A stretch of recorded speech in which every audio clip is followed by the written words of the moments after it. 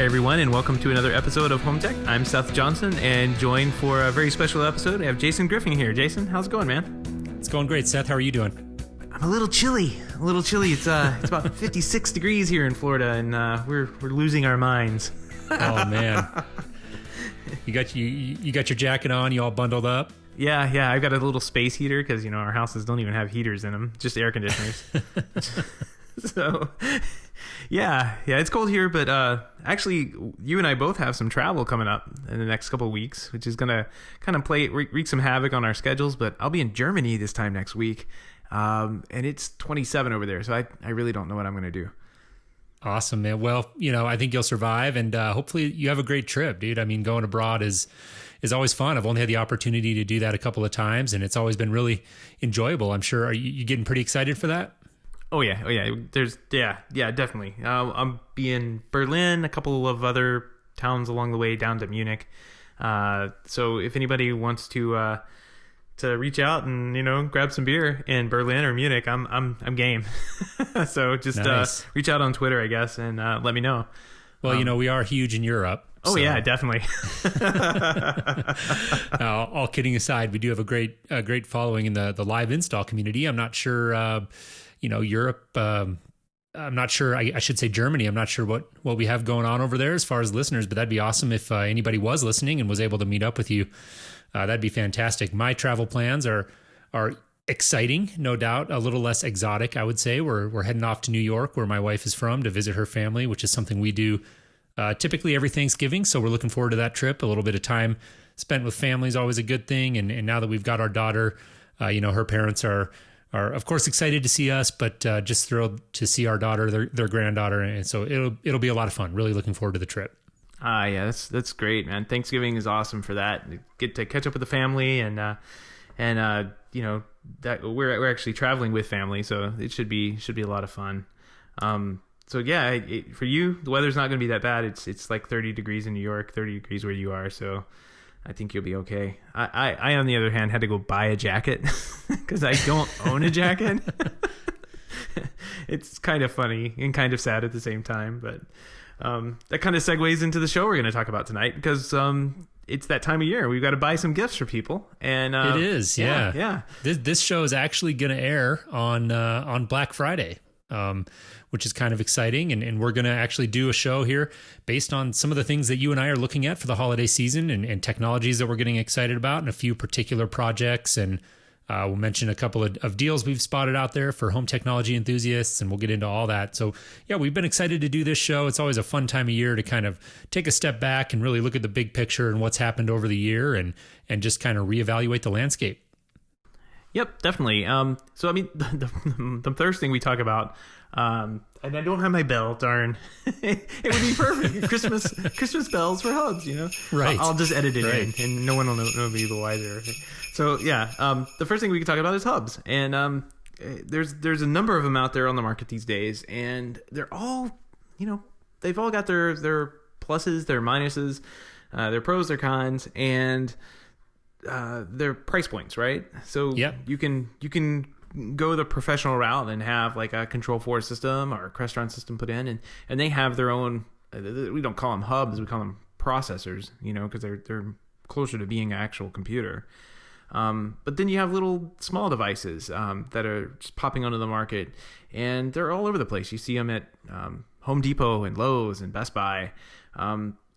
So let's just kind of like do a little quick rundown on those, and sure, just to kind of kick things off. Definitely, yeah. And like you alluded to, I mean, there's a lot of options out there. This is probably the most, or at least one of the most common questions that we get when we get listeners who email in and maybe are just getting started in home technology, and just kind of want some background and want to know where to start. And oftentimes it's about these hubs and all of the different options out there, and how do you evaluate which one is best for you. And for better or worse, there's really no clear-cut answer to that question. There's a lot of different options, and you just kind of have to weigh them price-wise and feature-wise and protocols and all of that. So, it's really hard to give a cut-and-dry answer to that. I think there are some, a couple of options out there to me that are kind of front runners right now, and really are doing probably, I'd say, the most interesting things. And one of them that I've been just kind of keeping an eye on here is SmartThings, and it's a company that we haven't heard a lot from recently. And they were acquired by Samsung a while back, and they've obviously been a successful company, and they're established in this hub space. But they've just been sort of quietly doing their thing, and we haven't seen a lot of headlines out of them. But it is a compelling looking product, and it's definitely one that if I was in the market for a hub, kind of in that DIY segment of the market, SmartThings would definitely be on my short list. Yeah, it's a little pricey compared to the other offerings on the market right now. So the Wink Hub, we've talked about plenty. That one is $49. The new Lowe's Iris Hub is $49, but the looks like the second gen SmartThings Hub is $99. But like you're saying, you haven't seen like many headlines come from these guys. I think that's because they kind of get mixed in with a lot of the Samsung news. Like they kind of go to the same shows and promotion things. So everybody really talks about the new phones and whatnot. But SmartThings is there releasing really cool things.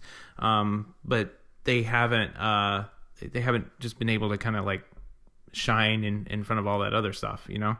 But I still think it's a good product. I really do. Yeah, it just seems to me to be a fairly robust platform in terms of if you're kind of starting from zero and you just want the ability to tie some devices into a centralized app, kind of that central user experience. And again, the whole idea with a hub obviously is to get away from having multiple apps. So having an app for your light, having an app for your thermostat, etc. You bring that all into a hub, and SmartThings seems to have a lot of different options. I do think it's funny, Seth, that we sit here and we talk about hubs and we say, well, SmartThings is a little bit on the pricey side when we're talking about $100 piece of hardware. And that just kind of struck me when you said that, because it really shows where the smart home is going right now. And right. The fact that we can talk about $100 hub and that it's actually, by comparison, a little bit more pricey than some of its competition, which I think is interesting and speaks to the market. But like I said, it strikes me as a fairly mature platform, or at least as mature as platforms in this space can get. They had a second gen hub come out, I think just a couple of months ago. And a lot of the emphasis around that seems to be on almost the security angle. So the home monitoring was kind of a newer feature that they put into that. They've got this home monitoring starting kit, which actually right now is on special. So usually goes for $249, and I believe right now until the 30th of November. So that's Monday here coming up. You get a $50 off special on that. So kind of a holiday special that they're doing. One of the kind of downfalls, I think, if you're evaluating SmartThings as an option, is very doubtful to me that there will ever be any sort of HomeKit integration. So depending on whether or not that's important to you, certainly something that you might want to consider. Yeah, we'll probably touch on HomeKit a little bit later on, but this is funny. I'm going through SmartThings. I haven't been on the website in a while, obviously, but it used to be like SmartThings everything, and now Samsung has kind of slowly put its name in front of everything. So it's Samsung SmartThings, Samsung SmartThings Hub, Samsung SmartThings Multi-Purpose Sensor. It just like goes on and on and on with the Samsung branding. They really want you to know Samsung owns SmartThings now. I don't know. I was kind of tickled by how many times the word Samsung was appearing on my screen, and how many times I've said it. It was a lot. I lost count. But anyways, it strikes me as a good option. Another kind of somewhat compelling option, I think, at least in my mind, is the Lowe's Iris Hub. And they actually just came out with a second generation hub as well. And that was just recently, I think here within the last few weeks. We've been talking about it a little bit. We've heard some talk on Twitter from some of our followers that are having, I think, pretty decent results with it. I know one gentleman, I think, was having some trouble with like lock codes or something that he mentioned on Twitter. And Lowe's, Iris by Lowe's, or whatever the Twitter handle is, they actually jumped in right to the conversation, which I thought was kind of cool, and said, hey, make sure you get at us on support, and we'll try to get you taken care of. But I think that, Lowe's Iris is a compelling option. They've been around since 2012, actually. I was surprised when I was kind of prepping for this show and researched that. I didn't realize that, I guess, the original Iris Hub came out in 2012. And so they've been actually, by the home automation hub standards, that's fairly old. Most of these were kind of coming around that time or later, I'd say. And so they've got their second generation out now, and a lot of different options, a lot of accessories that can integrate with that, and a very reasonably priced option. I believe the hub now is is down to $59, whereas the Gen 1 would run you about $100 to get into, to get into the door. Yeah, and it's just like Smart Things. There is I'm just scrolling through their website as well. It doesn't say Samsung anywhere on here, but they definitely have like a ton of things you can do, like smoke detectors, all sorts of like dimmers and switches that you can install. So it's definitely a robust platform, I guess is what I'm trying to say. It seems like, when you and I first started this show, a couple of years back now, I guess almost 2 years back, it was a big question as to whether you would spend $100 or even, I think at the time, maybe $300 or $400 on a hub. And now, like, I would have no problem telling somebody, hey, yeah, go out and get one of these Lowe's Iris hubs, or go get a SmartThings hub and hook it up and see what you can do with it. Because they definitely have matured over that time. Are they feature complete? They're not, by no means. Like, there's still so much more you and I can do with, the bigger home automation processors, but you're definitely going to pay a lot more for that. But these seem to cover the basics just fine. And I'm really curious to see where these companies start heading in the future. Which, we'll see what 2016 brings. Maybe we will have true smart home automation by some of these bigger companies who are offering a decent platform now. Yeah. It's different products for different people, and these are obviously targeted at the DIY, straight to consumer market. You've got to be willing to invest a little bit of time and tinkering, and hopefully things will just kind of work as advertised, and you'll get a home and unbox it and you'll just have a great experience. But more typically, there's a lot of moving parts with these things, and so you're going to have some kind of hiccups along the way typically when you're initially configuring them. But if you're willing to invest a little bit of that sweat equity, so to speak, to get it initially set up, then yeah, you're going to save a ton of money versus investing in a traditional system like a Crestron or a Savant. Now, as you alluded to, there's a lot more that we can do with those professionally installed systems, and we won't go into that here. That's kind of a whole nother show that we could do. But, if you're just looking to add some technology to your home, or maybe, the holidays are coming up and you've got a spouse or a family friend or whoever it is that's into technology and you're looking for gift ideas,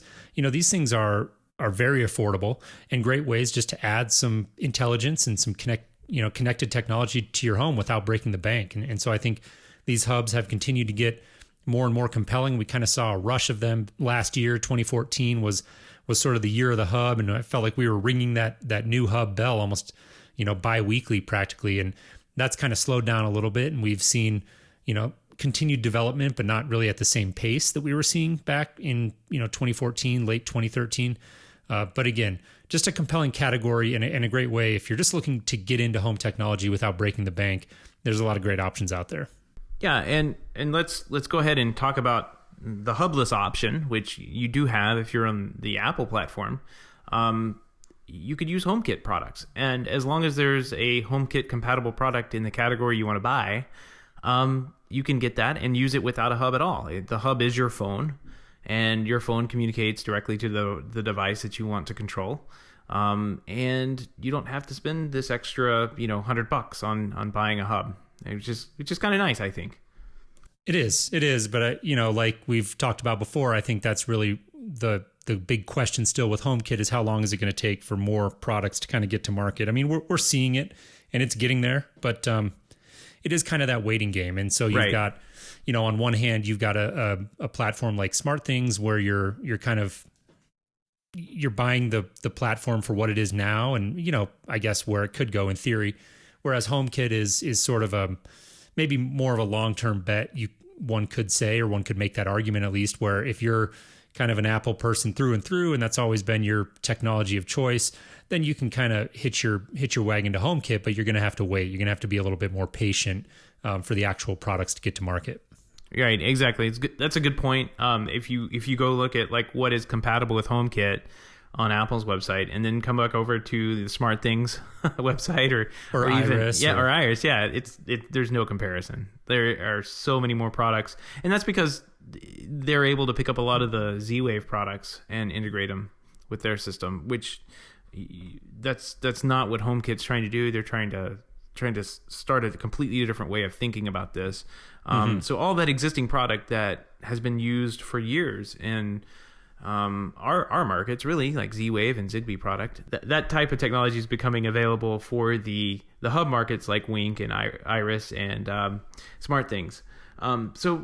As we move forward, you're right, completely right. There's not much there, but I think you can get quite a bit done, with a little bit of effort there. Like, you're still going to be able to buy the products, and they're still going to be able to work standalone if you wanted, or even integrate with other systems. So like if you buy an Ecobee thermostat like that has HomeKit, you could still integrate that with other systems if you wanted, because they have a full API. True. So I think it's an encouraging way of either maybe kind of dipping a toe into the market and seeing how it works.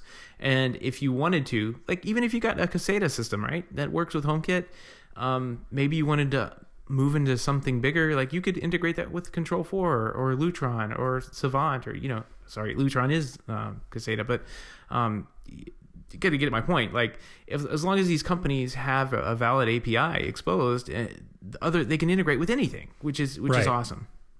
Yeah. So I think, we've got a couple other little kind of self-contained options that we're going to touch on here that we're kind of throwing into the hub category. But I think generally the takeaway with hubs, and when you're talking about smart home technology as a sort of a broad idea and not just a point solution like a smart light bulb or a smart thermostat, but rather, what is the system that you're going to use to tie it all together? Right now, you've got a few choices. Obviously, you've got what we alluded to, which would be like the traditional system, which is a bigger investment, a Savant, a Control4, a Crestron, that sort of thing. If that's not really your thing and you just want, even a guy like me, I do that for a living, but maybe at my house, I don't feel like that's totally necessary. So if I just want to look at more of the kind of entry-level DIY type of solutions, you've got to really weigh your options there. And you've got to think about, the robustness of the platform now versus where you see it going. What protocols are they using? Things like Z-Wave really lend themselves, I think, very well to, broader integration. But again, maybe not applicable to something like HomeKit. If you're really wanting to get behind HomeKit, you may just have to wait a little longer. So there's a ton of different options, not a one-size-fits-all type of proposition. It's a very common question that we get, which hub should I be looking at? And like I said, unfortunately, for better or worse, I should say, there's really no clear-cut answer to that. Right. We got a couple of other things, like you're saying, to kind of throw in onto this conversation, like the Amazon Alexa, or Echo, I guess it's rebranded. That it's $179 right now, and I've got one. I use it for a kitchen timer still. I haven't really done anything else with it, and I guess I should have, but I was going to say that's an expensive kitchen timer. It's really a great kitchen timer. Like, you can just yell at it, like, "Hey, timer for 20 minutes," and that is kind of nice. Yeah. I mean, you don't have to take your hands out of the mess to like go set something up, So that's really, really nice. But we put it away for a Halloween party we had, and then it went back into its box, and then it sat there until the other day. So it's not like we missed it. But it was kind of annoying to have to set the manual kitchen timer, I've got to say. So I'm glad it's back, just for that one thing. And I guess I need to start integrating a little bit more with it, because I hear that they have many more integrations available for it now. So I'm definitely going to be checking that out. We had a user write in. I don't know if he wants us to mention his name, so I won't. But he wrote in and was asking about security system, like a DIY security system.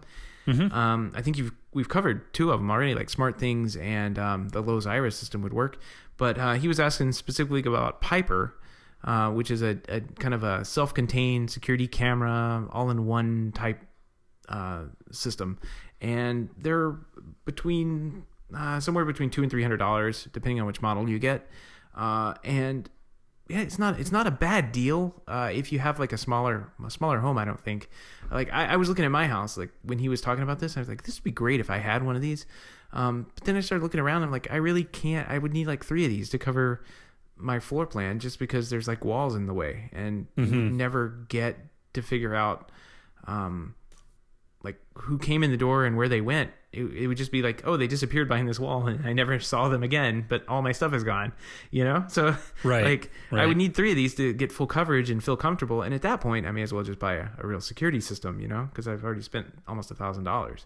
True. So True. You have to kind of weigh your options with that. And then one for the power users, Vera. We don't ever talk about these guys. I know we've mentioned it a number of times on the show. They used to be called Mikasa Verde. But they have a very compelling home automation product, and it is an actual home automation product. So if you want, I would stress, as a power user, someone who really likes to get their hands dirty, because you might like this. It's not. There's a lot of reviews out there that say, I've had problems with this, and this, and you have to figure out what the problem is. This might be a pretty good solution for you. And they have little controllers that range from about $100, I think, up to $200. I'm not sure exactly what the differences are between them, but it would be definitely in the power user camp. Like if you wanted to really see what a home automation system can do for you, this can do lighting, energy, climate. I believe it can do a little bit of AV for you. There's integrations with it for just about everything that I deal with on a day-to-day basis. So I know that it will integrate with most products that are probably already installed in your house without you having to go out and repurchase them. Yeah, definitely. It is a product that we haven't talked about too much on the show, but I've heard a lot about, and we'll kind of wrap up and move on. We've got a lot more ground to cover here, but there's, as you can see, a lot of different options in the hub category. And if you're looking to buy yourself a little gift, or somebody on your list is into smart home or home automation, no shortage of options there. So definitely hope that little wrap up is helpful in helping people kind of digest the current state of the home automation hub market. And Seth, I'm just sorry you didn't have your bell handy. It's in a closet somewhere. Sorry. Well, that's what post-production's for. Yeah, exactly. It'll be edited in. Don't worry about it. Well, I think the next, kind of big, broad category that we want to talk about as we move into the holiday season, we got Black Friday is upon us, is home theater and TVs, and we don't talk a ton about home theater here on this show. Insofar as we do, it's typically about kind of the control system that drives it. So really, sort of the handheld, traditional style remotes, and we're going to touch on a few of those and a few deals that we've seen on TVs, which have really some compelling options out there, especially in the OLED category that, you're still going to have to spend a little bit of money, but the pricing is really starting to come down. And we'll talk about a couple audio options as well. Yeah, I guess, let's talk about those TV options, because Daddy wants a TV for Christmas. I happened to be at picking up some TVs for a customer at a local, I think it was H.H. Gregg or Best Buy one. I just kind of walk in and pick this stuff up now, but I noticed the LG OLED TVs sitting there and sitting right next to the 4K Sonys. And man, oh man, are those night and day. If you have the opportunity just to go stare at TVs, I would recommend highly recommend going and looking at what hopefully the next generation of TVs looks like. Because if you see black on any of the 4K TVs, it looks like a kind of a gray color. And then if you look over at the OLED, it's pure black as a TV screen can possibly be. Like it's just an unimaginable picture. There's all sorts of more colors and finer detail that you can see because of that. And I'm super excited to see that technology. They were pricey though. Yeah. And even for Black Friday sales, they're still going to be pricey. So if you can't afford one of those, there's some really good deals on regular TVs coming up this weekend. So. There's some screaming deals on, more, I guess, quote unquote, traditional like LCD, LED based kind of TVs. But yeah, OLED is a really cool technology, and it's one that I definitely hope continues to evolve. That's always kind of been the question mark with OLED is can the pricing get in line with what we see with a more traditional LCD based TV. Well, and we're getting there. I have a story on pricing. Okay. So I was just over at a friend's house tonight. We were kind of walking through some automation stuff he wants to do, but we were also looking at new TVs because he was talking about buying a new TV. And last year, the same time, he did the same thing. He went down and thought he got a really good deal on a 7100 series Samsung. The same TV is less than half price of what he paid for it last year. Oh my! So Yeah. maybe I need to wait till next year to buy one of these OLED TVs. But man, they look so good, and I really need a big TV right now. So yeah. I mean, unfortunately, with TV technology, that's just kind of the way it goes. I mean, I shouldn't say unfortunately, because it's good that the prices continue to come down. But yeah, you can easily get caught up in that situation where you buy a TV and then 6 months or a year later, kind of that same technology is 25 or 50%, cheaper than what it was when you bought it. And that's just kind of the nature of the beast, and it comes with the territory. But so just sort of to put this in context a little bit, some of the deals that we're seeing out there, there's a 55-inch 4K Samsung, which is a good TV. It's last year's model that you can get for, Seth, you and I have seen it a couple different places, but under $900. So I think the highest price that we saw across these few different specials was $897. So that's a 55-inch 4K, great Samsung TV for under $900. Now the LG OLED 55-inch is on special for $3,000. So quite a difference there, obviously. Still significantly more expensive. Now the thing is, there are LCD TVs that are pushing up, in that 55-inch range, are pushing well up over $1,000, probably close to $2,000. So the fact that there is a particular 55-inch LED for $900 isn't necessarily representative of, what a 55-inch LCD TV is going to cost you, but it does show you what you can get them for. Whereas the OLED, $3,000 is kind of the lowest that you're going to find it at, I guess what I'm trying to say. No, yeah, that completely makes sense. And hopefully next year the OLED TVs will be down, at $1,500, and then the year after that, another $700, and we'll be having the same conversation about the OLED TVs. We'll have to remember this and come back and point at these $5,000 and $6,000 TVs and say, "Wow, can you remember the days?" Well, I know you remember the day that the 42-inch plasma TV was over $20,000, because I sold a few of those, and it was like amazing. People were buying TVs that would cost $20,000. It was just a 42-inch plasma that got burned in instantly. TVs, the prices always come down. So I guess there's no good answer to it. You have to eat it and live with the price. No, that's what I was going to say, though, is that, plasma TVs used to be crazy expensive, up in the $20,000. So this is it's normal. It's how it goes.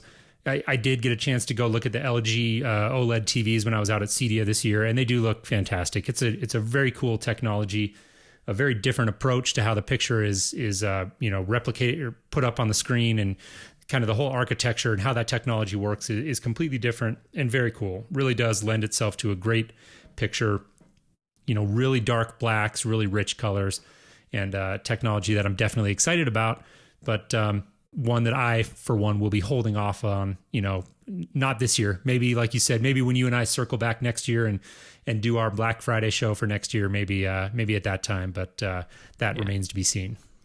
Well, in the interim, what do we need to control our current TVs? What's out there in the remote technology field, I guess, is where I'm trying to go with this. Yeah, no, lots of options. I think, we talked about it at length on our CEDIA show, and really the new Savant instant remote, I believe, is what they're calling it now, or what they've been calling it, I should say. And that's Savant's new handheld remote that they just came out with at CEDIA, and a sleek remote. You're looking at about $500, but that's vastly cheaper than anything that you could have gotten with the name Savant on it, in recent history. And so $500 isn't pocket change. It's expensive, but it's a vast decrease in price from what the options were out there. And it is a product that, the integrators in our audience well know that will be sold directly, like through BestBuy.com. So if you're a consumer, an end user, and you're looking for options, you no longer have to, kind of see Savant as being an integrator only option. You can get into this remote on your own, and it's very sleek. The design on it's great. The programming looks super easy. They've got integration with Sonos, which is really cool. Just a really nice remote. And I think a great option if you're looking to get away from kind of, juggling multiple remotes in your media room, or maybe you've got an old universal remote that just is not working so well, or for whatever reason needs to be replaced. I think the Savant instant remote is clearly an option that everyone should be considering. Yep, and that's a really cool one. The other, I guess the one that everybody kind of put that one up against was the Logitech Harmony remote, right? Mm-hmm. I mean, and Logitech makes not only like the ultimate remote that you can get, which is comparable to the Savant one, but they also make like, I want to say like $60 and $79 universal remotes that control just a handful of devices. If you've only got a couple things in your room that like you need to control, maybe take a look at one of those, because they're not as fancy. They don't work quite as well, and maybe not last quite as long, but they as the ultimate. But they are definitely worth taking a look at. I've done those just kind of like as one-off solutions in the past. And even sent my parents one once, and they were able to set it up and get everything programmed in just how they needed it. So it's a proven remote. I think I've personally had reliability issues in the past, but I know a lot of people out there don't. So I guess, maybe, the bad batch that I got, I just can't forgive them for, but we'll just leave it at that, I guess, and just say, hey, it's probably a pretty good product at this point. If you need a budget remote, I guess is what I'm trying to say. Well, yeah, and like you said, they've been around for a while, and they've got a lot of different options to suit different budgets. I think the one that I really have my eyes on, I guess, kind of having what you might call expensive taste when it comes to handheld remotes, just because of where, the segment of the market that I come at it from is the Logitech, the Harmony Elite, which is their higher end one. It's got I think it's the most expensive one they do. It's got a touch screen on the top, and as part of the package, you get forgive me if I'm getting the terminology wrong because I'm not super familiar with Logitech, but they've got the hub. I think it's called like the Harmony Home Hub. And what's kind of interesting about what Logitech has been doing over the last, year or so, give or take, is that they've really been showing an increased interest in the broader smart home. So for a long time, when you talked about Logitech Harmony, you were really talking about one thing, and that was like the handheld remote to control the media room. And they've started to show an increased interest in really getting into more of the smart home technology, and that's been a big push for them this year. And so the Harmony Home Hub, that's really what that's all about. They've got integrations now with like Philips Hue lighting, August smart locks. I know the Nest thermostat, Honeywell thermostats, SmartThings integration, which we talked about earlier, which is kind of cool. So if you were, again, looking for kind of a comprehensive smart home solution, one that's ready to go, a robust platform now, and you wanted to go with SmartThings, but then you needed some way to tie that control into the entertainment portion of your home, you could look at Harmony. They've got integration with SmartThings now, Insteon integration, and If This Then That, and more. So they've got a lot of different, broader kind of smart home integration initiatives going on, which I think is interesting. Gives that option a little bit more flexibility than you might get with some of their lower end remotes. And again, just kind of shows that Logitech is committed to the idea of the smart home and home automation, and it is probably a remote that you could buy and be, somewhat assured that you're going to have support as you try to integrate it into a broader, smart home. Yep, and for $349, I mean, that's really not that bad of a deal, considering all that you can do with it. You can control all your AV gear, you can get it integrated, like you're saying. I mean, that's pretty good deal. It's going to beat the pants off of what some of the hub systems we were talking about can do. So, yeah, that's not a bad option, man. Yeah. The other one that I wanted to mention, which is kind of really a follow-up to a show that we did back in March. We had the guys from Neo on, and this was a really big success on Kickstarter.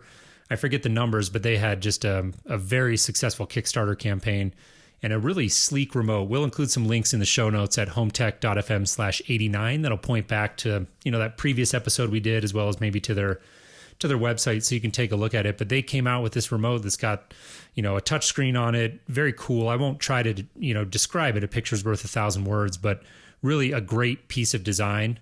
And it's been quiet. We haven't heard a lot from them, at least publicly. But I actually, in preparing for this show, jumped over to their Kickstarter page and just kind of scanned through it to get the latest and see what they've been up to. And they've been, it appears they've been very good about keeping all of their backers up to date and kind of letting them know what's been going on. It sounds like they've had a number of challenges getting things through sort of this initial design and initial manufacturing phase, Seth, which I know you kind of have some background in product development. And you can probably relate to that, but they've really been keeping open lines of communication with their backers, and it sounds like they're getting close. So I wasn't able to decipher like an exact ship date out of their Kickstarter page, but it does sound like they're getting there. And this is a really great looking remote. Again, $349.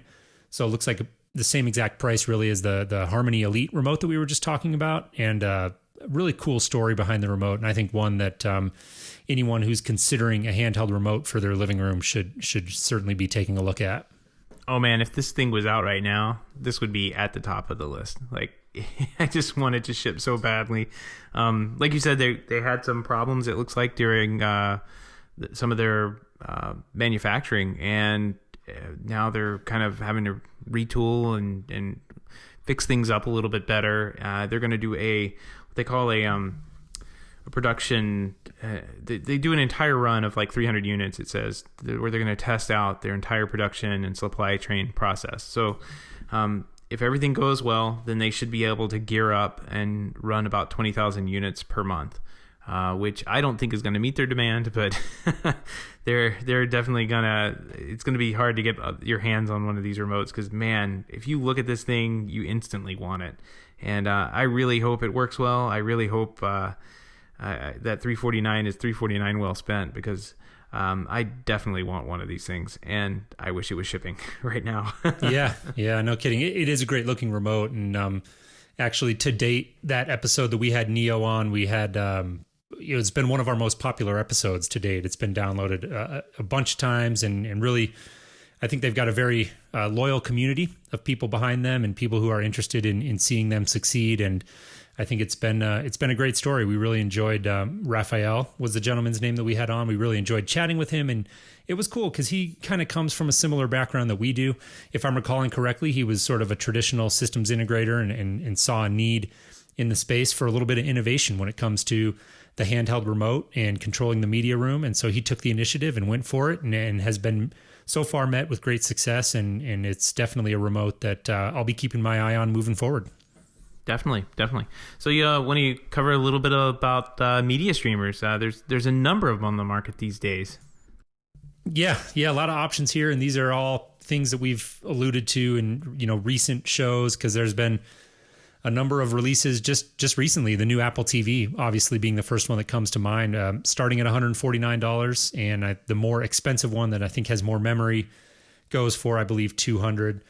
And a great product. I've still got my older Apple TV. I haven't pulled the trigger on a new one yet, but it's definitely something that I'm going to have to probably buy once sort of the dust settles after the holiday season and getting family and friends taken care of. This may be kind of towards the top of my list of gifts that I may pull the trigger on for myself here. Yeah, it's never a bad purchase. I mean, I've bought 2 or 3 of these things over the years, and I mean, they still work. They're just little bricks that keep on going. So I'm completely happy with. I think I paid even the $100 price point, which has gone down now to $69 for the original version. But the new Apple TV is the one you definitely want to get, and you probably do, if you have it, want to splurge the extra $50 and get the $199 version, because I think we were saying in the pre-show, you never buy the base model Apple product. It's just not a good idea.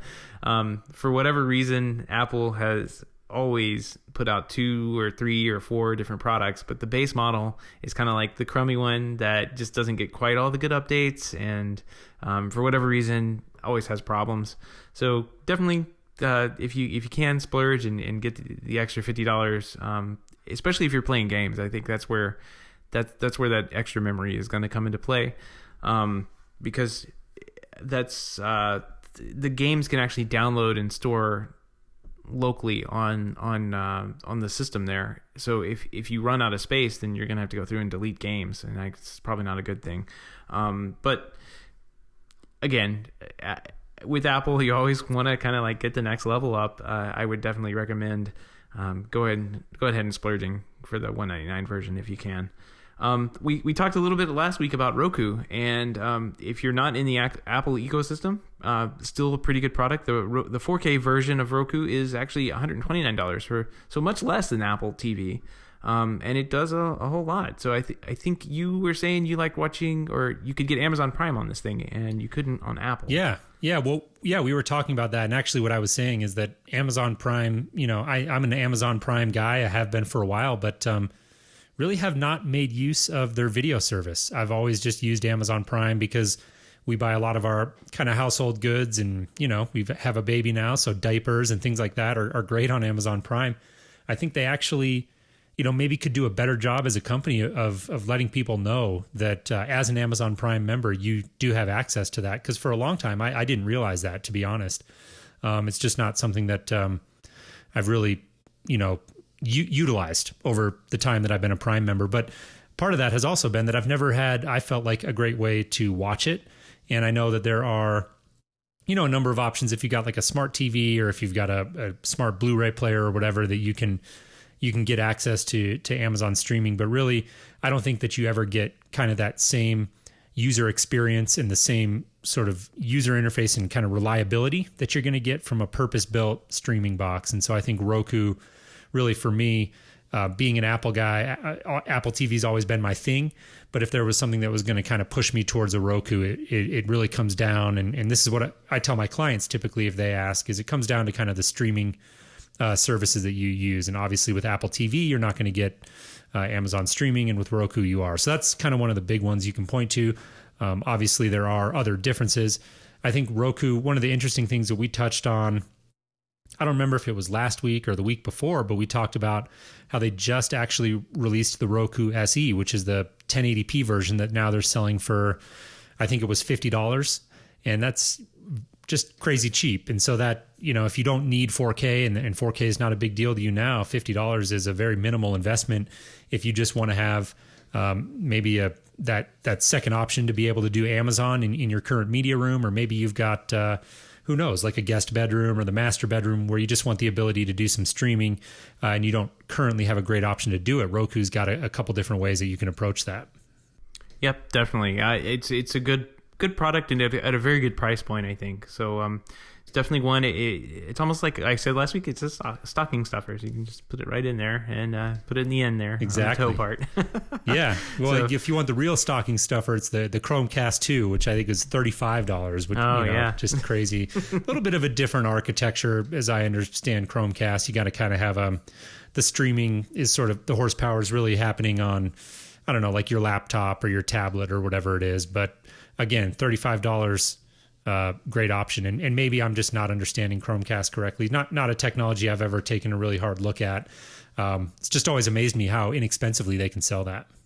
Yeah. It's just a little. I think it's just picking up the signals from your phone. But yeah, well, it's not something that certain people like it, and it's not something that I have cared to ever go down and buy. But I know that a lot of people, especially if you're in the Android ecosystem, it's definitely something you may want to take a look at. And for $35, why not? Getting a little more expensive here. I would definitely put these on anybody's holiday list. It's the TiVo bolts that are out now. These are the white boxes that are crooked, and that we covered before and during and right after CEDIA. These are DVRs that you can purchase rather than rent from your cable provider. So if you have Comcast, they charge you X amount of dollars for the cable box rental, and you also get charged for the service. Well, if you have a TiVo, that cable charge goes away, and they supply you with what's called a cable card. You pop that into the TiVo, you get it paired up with Comcast, and then cross your fingers, everything works well for years to come. Right. Yeah, cross your fingers. It's a big part of it. But I've actually had a surplus of TiVos that we've been installing for some jobs that have been kind of bid out for a while. And man, it's night and day from what you get from. And these are just the Pros, like the Romeo Pros, the previous generation. I haven't yet put a bolt in, but I think one of our next installs will have one. These things are just amazing, and it kind of blows my mind as to how people actually use some of the cable box interfaces and think that's like, this is the best you can do. You press a button on the remote, things happen. Like they happen instantly, and it's very fast. And it's one of those like they really go for that user interface, and they're really famous for it. They invented the DVR category, so they should do it well. And if you have a couple extra bucks, I would definitely throw it at one of these TiVo systems, especially if you're tired of paying for the cable box rentals every month, because let's see, they start at $2.99 and go up to $3.99 for a terabyte. So I think you can get all the recordings and more on this thing that you ever want. And what's really cool also, I'm seeing like people are rejoicing now that certain cable providers are allowing you to stream out any channel. You can already do that on the TiVo. You can take your iPad and watch any show that's right on the TiVo, right on your iPad. We do it all the time. Instead of having a TV in the bathroom, we just lean an iPad up against the wall, and my wife watches it as she puts her makeup on in the morning. So it's something most people don't know about that you can do. It's built right in, and it works really, really well. Yeah, definitely. Well, cool product. Not a lot more I can say about that you didn't touch on already. I think you summed it up pretty nicely. There was, I think, one more option that we wanted to touch on here that's not really hardware. And Seth, I'm going to kind of lean on you to talk about this one. It's another one that I haven't really ever been able to take the time and wrap my brain around, and that's Plex. Yeah. So, and again, built into TiVo. I just noticed it the other day. So I'm getting super close to building out something for Plex. And as I get closer, I'm going to be sharing a little bit more on what my ideas are on it. But if you have a bunch of media and you want to kind of organize it into one place, Plex seems like it's the way to go. Like they seem like they have nailed. There's some goofy things about it in my research that I'm doing on this, that where you have to like name files properly and whatnot. So it's just a computer. It just doesn't understand what TV shows are. But if you name things correctly and you have all the bits and ducks in a row, then it's supposed to work very, very well. You can actually download movies to your iPad or iPhone or Android device, I suppose, and take them on the go. So if you had like a movie or two that you wanted to watch on a trip, and currently now it's like on a Blu-ray or DVD, you can't really do much with it. But this allows you to actually download it right to the device. I think there's even an option for streaming it out. Like I said, I'm very early in learning about this, and I'm getting more and more interested about it. I kind of got made fun of for actually owning 300 or 400 DVDs and Blu-rays, which is, I like the hard copies. I'm sorry. Yeah. Hey. But I kind of do want to start thinking about putting those away and buying a big NAS drive. This is a network attached storage drive, storing all the movies on there. There's going to be a big learning curve for me. So I know it's not something that, the everyday Joe could go out and do. But it's definitely something that can be done. And it looks like Plex has actually made it a lot easier to do than it has been in the past, which I think is my biggest holdup. Like, I know that I've done this in the past and it didn't work out so well. And I'm just kind of hesitant of investing any more time or money into it if it doesn't work out again. Right. So that's kind of where I'm at with it. But if you have media and you have a place to put it, check out Plex, because it's probably what you're looking for media management. All right. Well, very good. I think we've wrapped up sort of our home theater, media streamers. There's a lot of different options there. We want to kind of pushing up against our time here, but there's a few more categories, Seth, that we want to hit. A big one for me, and one that we've talked about a number of times on the show, a category I'm very interested in watching develop more, is the lighting and shades category. And lighting control has really gotten to be a more popular thing. We've seen a lot of new entrants into the market, but to me, really, as somebody looking at lighting control, not only as a professional and as somebody who's actually looking to implement more of it in my own home, to me, the established player is really kind of the no-brainer here, and that's Lutron. The Lutron Caseta line in particular, I think, is where a lot of the really interesting innovation is happening. And for anybody looking to kind of make that entrance into lighting control, adding these sort of things into your home, I think Lutron, to me, really is a no-brainer.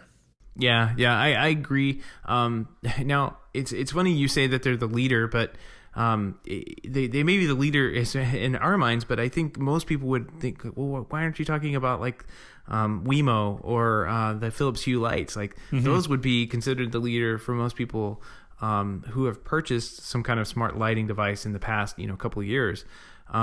But I think those devices have really proven out to be what they are. It's just a toy. Like it's not actual lighting control that's going to be built into your house. Again, we had somebody write in. I think it was the same listener. Same gentleman. So he was saying, hey, this stuff makes sense because it's a dimmer you install on your wall, and it actually controls more than one light, and that it's part of your house at that point, and that's what lighting control should be. The reason we keep hitting on this Caseta thing is because I think just the pricing, the way they're marketing, the way they're innovating on the product is just knocked out of the park. So Caseta all the way this year. I think that's probably the number one pick between you and I this year, right? Yeah.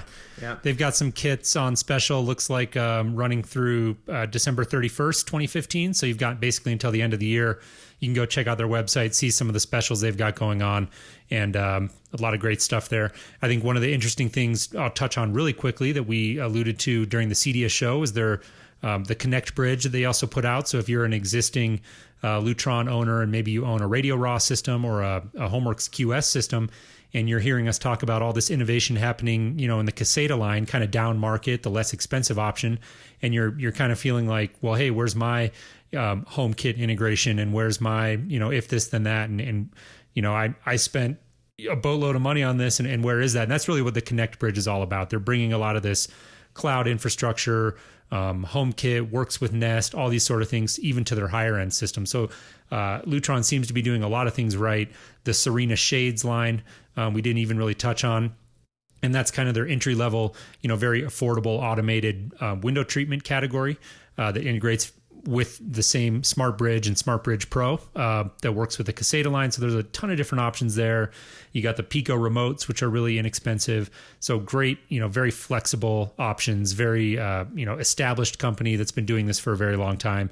And to me, head and shoulders above, I think, any other sort of lighting control solution that you could look to implement in your home. If you wanted to go into something, more like a Philips Hue type of solution, to me, the downfall with that is really app-based control.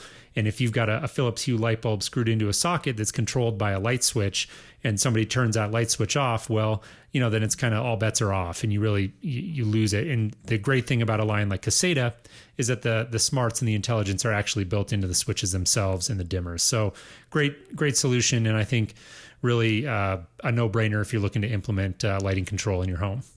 Yeah, absolutely. Especially, the price point, I cannot reiterate. Like, I don't know how they're doing it, but it's a really, really good price point for any of these products, any smart technology product to be. I guess we can go ahead and move away from that and kind of look at some kind of oddball technology, like the bottom of our list, I suppose. We actually reached out on our Slack channel and earlier on the week, and asked if anybody had any ideas. And Chris Gamble over at the Live Install crew sent us a little holiday gadgets and gizmos thing that he had been working on. It had a weather station on it. It reminded me, oh yeah, I've always wanted a weather station. Like, I'm a huge weather nerd, and I'd love to know what the temperature is like exactly outside of my house. So I'm gonna put weather stations on the list. And his little thing had what's called a Net Atmo, which is a kind of a sleek looking weather station that's just kind of hit the market in the last year or two. Ranges from $150 to around $300 to get everything. But it looks pretty cool. There's definitely others on the market. They seem to run from probably about that same price, $150, all the way up to about $1,000, maybe even more, depending on what kind you get. And that's always been my problem. Like, I always looked at these things and said, oh, it's going to be like $3,000 for the weather station I want. Like, who has, unless you're really, really geeked out on weather, who has the money for that? So, right. I'm definitely interested now that I know that I can get them at these price points. So, I'm going to put them on the list. Yeah. No, it's kind of cool. I geek out on weather a little bit, and Yeah, I could see that. I could get into that, and definitely at that price point, a lot more compelling. I know, Seth, you had a couple of energy monitoring solutions here on your sort of odds and ends / stocking stuffer list. Yeah. There's a couple of energy products I have on here, but one of them is Curb, and I've been kind of keeping an eye on this one, and we'll probably get them on the show one of these days. I think in our back channel, you and I have been talking about doing kind of an energy show for a long time, and it's kind of one of those things that's just hard to wrap your head around because it's not all that prevalent here in the States. But Curb is actually has an Indiegogo thing going on right now, and you can purchase it for, it looks like $3.49. Looks like a compelling product. They have all sorts of graphs and whatnot. I think that if you're like really into monitoring parts of your home, this type of product's definitely the way to go. It is really difficult. I'm going to say on the scale of difficulty, like this is one of those things that's really hard to wrap your head around on how everything goes together and all the parts and pieces that you'll need. You'll also, if you're not comfortable around electricity, you'll probably need to hire an electrician to put one of these in, and maybe even that's required in some locales. I'm not sure. But it's definitely one of those pieces that I think is missing in our current discussion of home technology. And I think that one of these days we're going to eventually have to have a conversation about energy monitoring and, reducing your energy by monitoring what's going on. Yeah. There are other products out there besides Curb. There's one called eGauge. Like you said, we'll link all these in the show notes. Those things start at like $500 and go on up. So it's still kind of an expensive thing to do, but maybe by doing it, you'll be able to recognize something that isn't working correctly, or something that's using a lot more energy than you thought, and be able to reduce it and save over a period of time. Maybe it'll pay itself off. So one of those cool things. I see you got a couple things on here yourself for the creators out there. Yeah, I thought it'd be interesting to think about what you might look to buy if you, let's say you have kids that are maybe at that age that they're starting to explore some different options and maybe experiment, or maybe you've just got a friend who's kind of into, kind of that whole maker movement, and how do you sort of get them something that they'll be into. And so there was a couple of things I wanted to point out. The Kenoma Create is a great product, kind of a whole platform. I won't go into that a whole lot here. We did have them on the show, episode 78, and we'll put a link to that in the show notes. And that's a really kind of an interesting product for prototyping and developing. And the other one I wanted to point out was the Little Bits smart home kit. These guys have been around for a while. Actually, a company that I've not kept a super close eye on, but I've heard of, kind of pop up here and there on my radar. And they've got these really cool kind of like smart home kits that you can get, and you sort of tinker and make your own products. And they start at $250, so $250. And I think that'd be a great product, again, especially if you had children who are kind of getting into experimenting and getting to that age where you want to encourage them to kind of get their, roll up their sleeves, get their hands dirty a little bit, and kind of experiment and dabble in the smart home. I think the Little Bits smart home kit would be a great place to start with that. Yeah, I hadn't seen these before, and you pointed it out to me, and I love this. This is awesome. So yeah, definitely. If you like tinkering, or if you have kids that want to put something together, this is a great option. I would have loved to have something like this when I was growing up. Yeah, it's pretty cool. I think that, kind of a tangent here, but if we can get more of our children in a broad spectrum across kind of the whole country getting into kind of engineering and sort of just experimenting with things, there's a whole STEM education and science and technology, engineering and math, and I'm a big believer in that. And I think that's something that really our country could benefit from, and I think that kids would enjoy. So Little Bit Smart Home Kit would be a great place to start if you're interested in learning more about that. Yep, and we'll put all those links again in our show notes, which will be over at HomeTech.fm/89, it looks like. I think that's going to wrap us up, man. You got anything else? No, I was just wondering if a connected crock pot was going to be on your list for Santa this year. Oh man. Well, I'm keeping an eye on it because it has come down. It's like $119 now or something. So okay. I'm not gonna say anything. Nobody say anything. Like if it gets down to $13 like the egg minder, I'm buying one. That's your trigger point. Yeah, absolutely. Awesome. Well, yeah, no, that's it. Hopefully you enjoyed the show. Thank you for tuning in and listening. And again, happy holidays to everybody. And hopefully this show kind of helped you sort of digest and maybe get a couple ideas for that home technology or technology enthusiast in your life. Yep. And with that, if anybody has any other suggestions, we'll just send them on over and share it with us on Twitter. We're at HomeTech Podcast on Twitter. You can also reach out to us on our feedback form on our website at HomeTech.fm/feedback. Let us know if you see anything else that's pretty cool out there this holiday season. We'll be more than happy to share it with us with everybody else on the next show. I'm not sure when that's going to be. Probably another week or two because of our travel schedules. But we're going to try to get one out next week. But again, like Seth said, we do have some travel coming up, so bear with us. And thank you again for listening. Seth, have a great time out in Germany, man. Have a beer for me. Will do, man. And have a great Thanksgiving. All right, you got it. We'll talk soon. Take care.